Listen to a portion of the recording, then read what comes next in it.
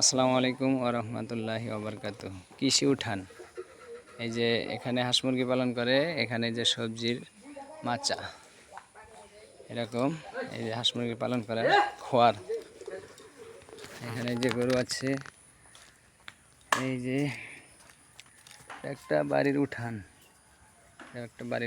এই উঠানে এই যে সবজির আবাদ, তারপরে পারিবারিক চাহিদা পূরণ করেও কিছু কিছু বিক্রি করতে পারে। ওখানে গরুর পালার ব্যবস্থা আছে, ঘরে আছে গরুর খাবার, খড়, আমরা আঞ্চলিক ভাষায় খ্যার বলি। এই যে গাছ রোপণ করছে, এগুলো আস্তে আস্তে বড় হবে। উঠানের চারিপাশে গাছ, এই যে এরকম এলাকার কৃষি, প্রত্যেকটি বাড়িতেই এরকম কৃষির যে শাকসবজি উৎপাদনের যে ব্যবস্থা প্রত্যেকটা বাড়িতে আছে। এই যে একটা কৃষি বাড়ি, এই কৃষি বাড়ির এই যে পুরাটা উঠান জুড়ে উপরে মাচা দিছে, বিভিন্ন মৌসুমে বিভিন্ন সবজি উৎপাদন করা হয়। আর এই যে কোনায় এখানে কয়েকটা মরিচ গাছ আছে, এটার ওই সাইডে করে মরিচ গাছ আছে, আবার ওই যে কোনায় মরিচ গাছ, তো এরকম। এই যে দেখেন, এই যে কতগুলো ধুন্দুল ধরেছে, মাশাআল্লাহ। এই যে অনেকগুলো ধুন্দুল ধরছে। তো এই মাচায় সর্বপ্রথম ছিল চাল কুমড়া উঠে গেছে, চাল কুমড়ার গাছ মরে গেছে। তারপরে চাল কুমড়ার পরে মিষ্টি কুমড়া দিয়েছিল, মিষ্টি কুমড়াও এই যে মরা অবস্থা। গতকাল আমি কয়েকটা 10-12টা মিষ্টি কুমড়া দেখেছি।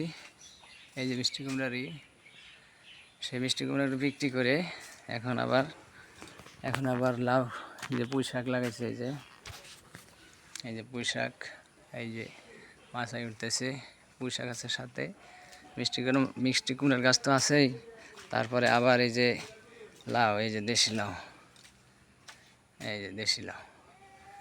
তাহলে একই সাথে সাথী ফসল হিসাবে এখানে আছে মিষ্টি কুমড়া, লাউ মানে দেশি লাউ, আর ধুন্দুল, আর এখানে আছে পুঁই শাক।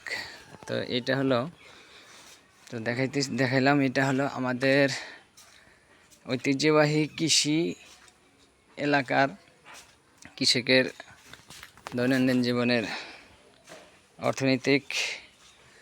অর্থনৈতিক বিভিন্ন সহায়কের যে সরঞ্জাম, হালচাল, সেটার উপর দেখাইলাম। এই যে এখানে গরুর খামার আছে, এই যে গরু ঘাস খাচ্ছে, ভিতরে গরু ঘাস খাচ্ছে,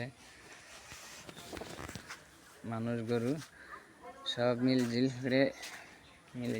সুন্দরভাবে কৃষি কাজকর্ম করে এইভাবে জীবিকা নির্বাহ করে জীবন ধারণ করে।